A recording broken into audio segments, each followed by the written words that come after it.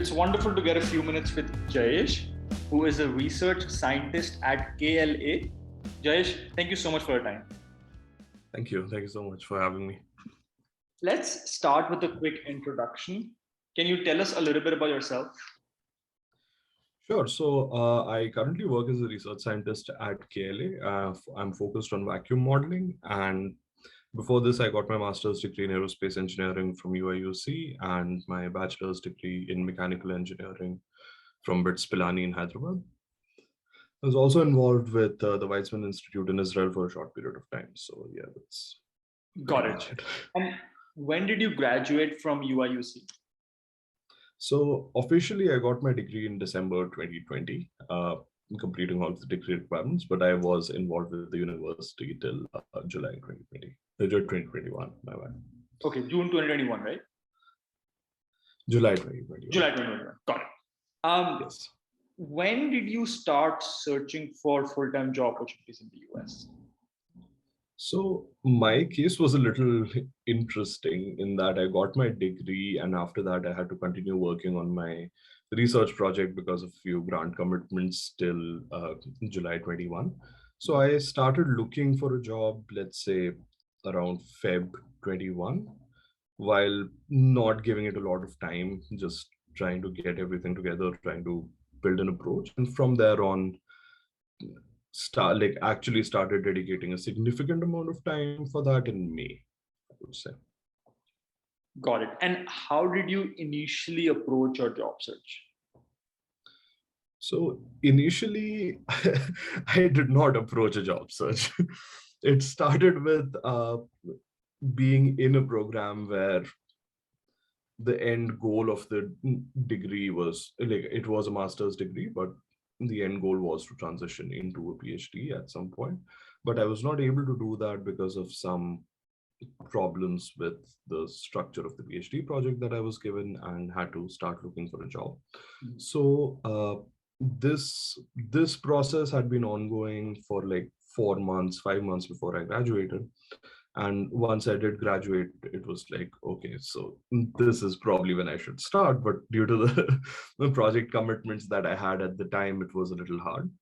So roughly, like I would say 3 months after the fact, by the time I got my OPT was when I was like, oh, okay, now this has to start. Yeah. Got it. And so like once you started, right? So like, you mentioned like after 3 months, since you got your OPT, you kind of started searching for job opportunities, right? Yes. What was your approach at that time? So my first point of approach was to kind of just rebuild my resume because it had not been updated since applying to grad school, and try to think of what are the projects that I've done, what are the different implications of these projects, and how can somebody in the industry find it useful, try to make a resume based on that, and try to look for what are the companies that have roles relevant to my background, because it kind of gets a little messy when you're halfway in the middle of engineering and halfway in the middle of physics, and like you don't know a lot of the tools that the industry uses because academia uses a completely different set of tools. So I was trying to like kind of walk between what I had and where like what the industry required, and try to bridge the gap using different projects and using different capabilities that I had demonstrated in some capacity or the other.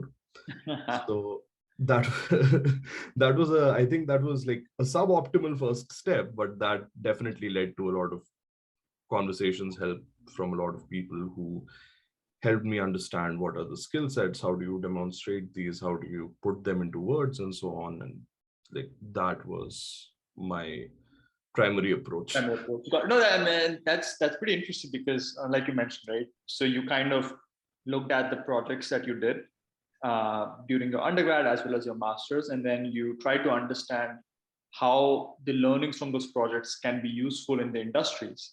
And then from there on, you kind of started having conversations with people and just kind of got started with the approach towards job search.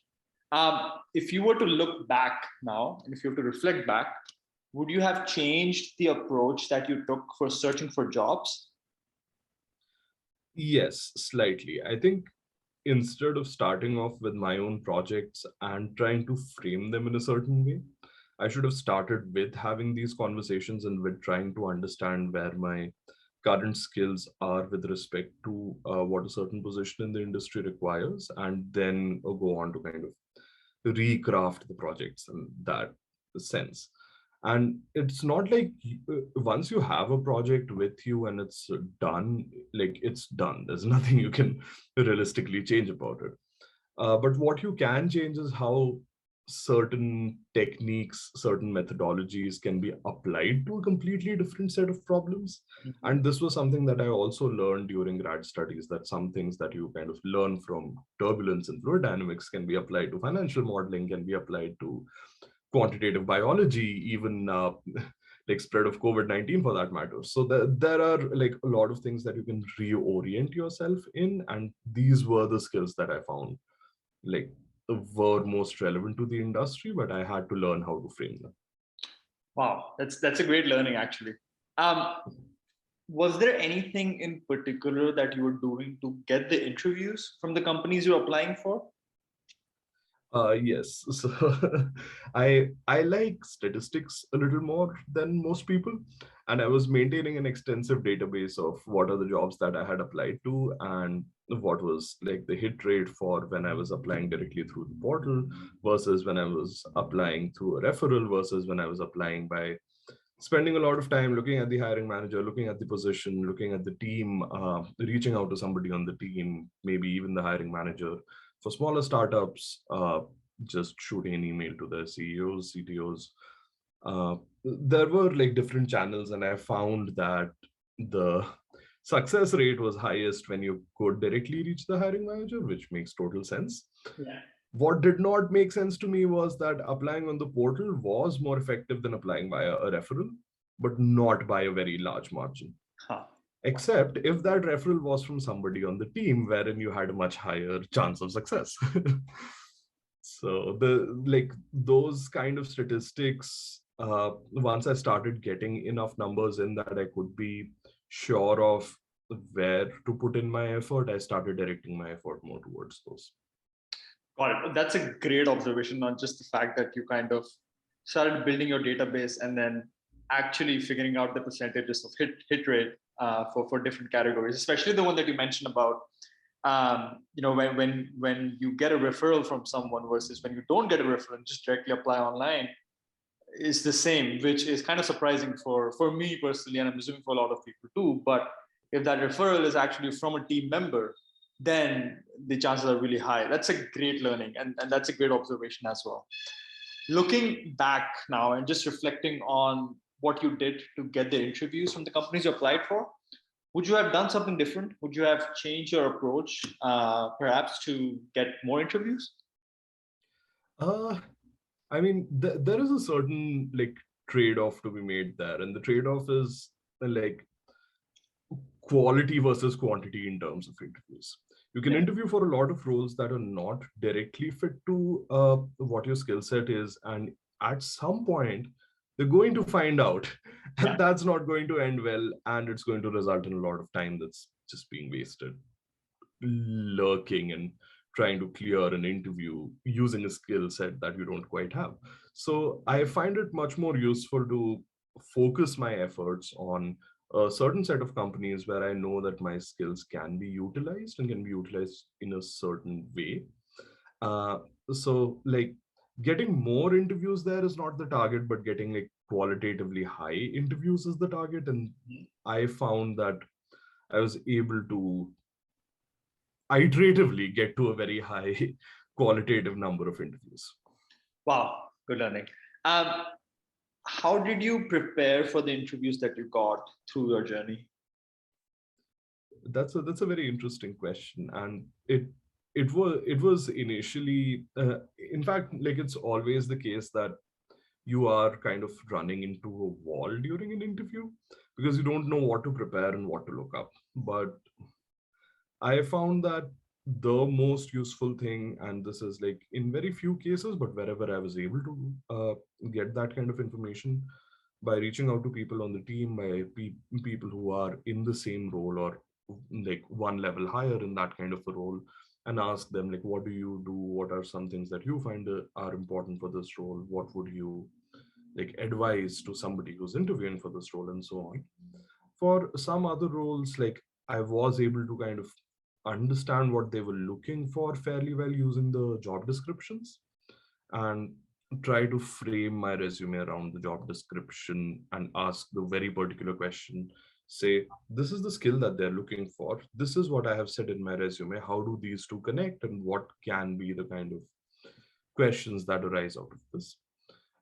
Then there's the whole technical, like one proper technical interview, and this can go any like in a number of ways. A large part of that would sometimes involve just like them preparing a set of questions and go like just saying, you know what, go back to the blackboard and solve this. Yeah. Or like it would often involve like how would you solve a particular problem, even going on to say that like explain this problem or explain a problem that you faced during this project and how did you solve that. So the go back to the blackboard questions are sometimes very, very hard because you might not have touched that topic in the last 7 years. Yeah. But like the project based problems I found much easier once I was able to review my project reports, my papers, all of that stuff. So I was able to kind of tackle those using this. Like there were different ways of preparing for different set of questions.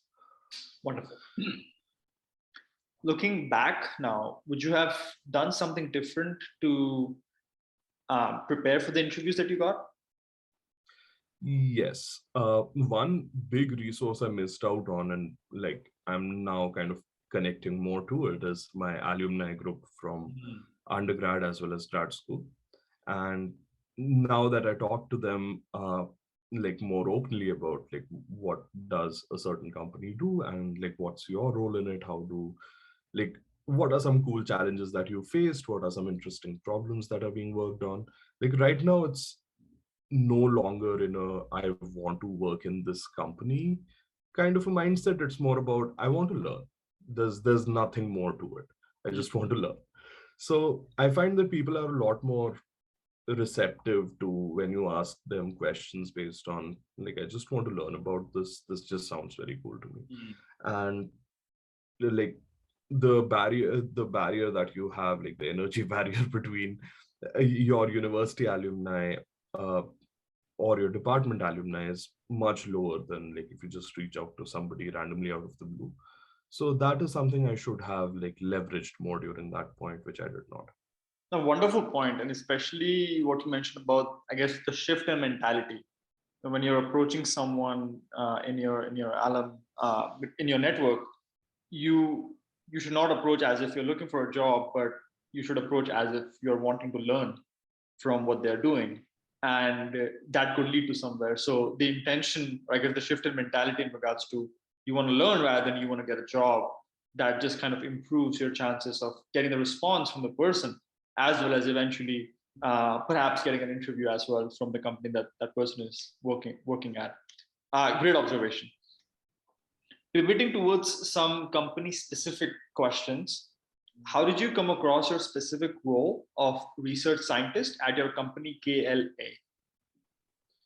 Right. So for this role, in fact, like it had been one of the roles that was on my target list, and I found that like this role required a unique set of skills, and I had some of those skills, but like not quite all of them.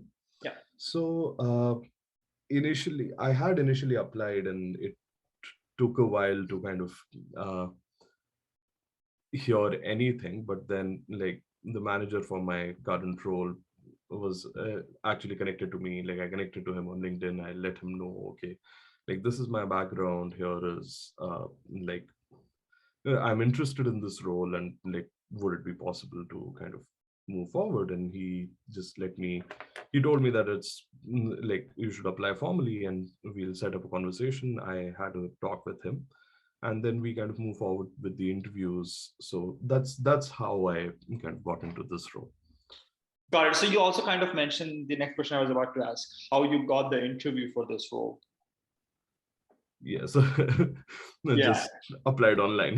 yeah, yeah. And then you Talked kind to of the just manager and then applied online. spoke to the manager. And what was the interview process like for this role? So for the interview process, it was a presentation followed by a set of like one-on-one interviews. The presentation format was, I think, 45 minutes with 30 minutes for the presentation and 15 minutes for Q&A. And the presentation and the Q&A were both like very technical, and for me it was relevant to the role that I'm in right now. uh, I was able to like kind of scout one of my older projects which hadn't been published. I'm not sure if it's been published yet, but yeah, it was like I had some parts of the data, some parts of the post processing, one old technical report that I could draw from. So just went back to that, read through everything I had. uh, I do collect a lot of notes.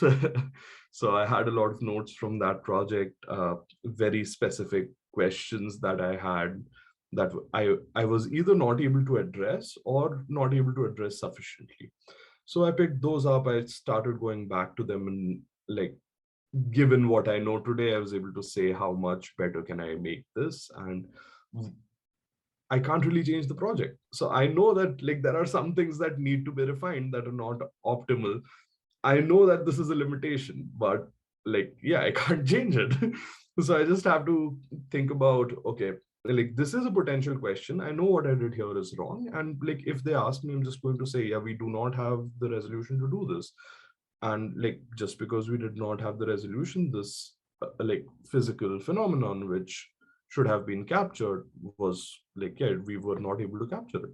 So like at some point you just have to be kind of fairly honest about it. The one-on-one interviews were also very similar in nature, where there were technical questions, there were more like fundamental questions about different projects, hypotheticals.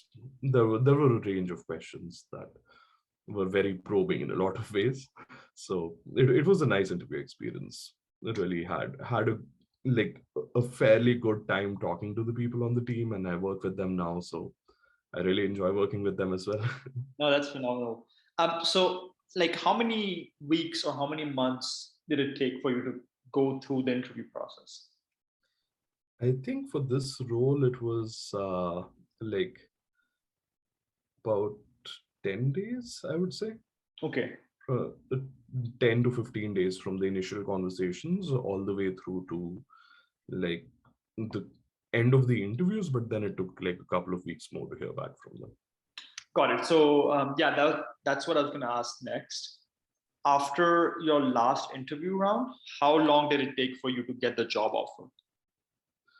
Yeah, that would be like so there was a screening after the interview, and to get the final offer, I think around that should be about a month, I guess, because this was also in during the December January period where we don't really expect anyone to be in. Yeah.